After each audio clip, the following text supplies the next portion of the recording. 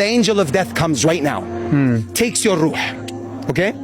You're still standing. Imagine you're able to stay erect. The body is there. Sure. Right now, before the angel of death came, can you see me? Yes. Can you hear me? Yes. Can you speak? Yes. Yes. Now the angel of death comes, takes your ruh. Same body is there. Eyes are still there. Can you see me? No. Can you hear me? No. No. The ruh is different. I'm talking the body. Yes, You the body, cannot. yeah. Can you speak? No. Tongue is there, but you can't La. speak. So the ala is there, but the ni'am, we're gone. What left you? What did he take? The ruh. The ruh. What is the ruh? The soul.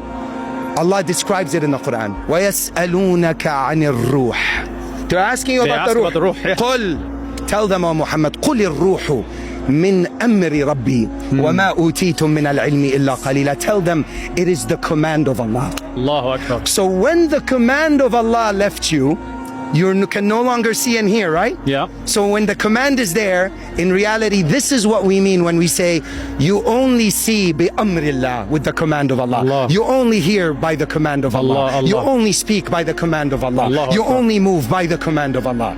See the blessings of Allah, ya akhi. Allahu Akbar. How could you not worship this ilah? Allah.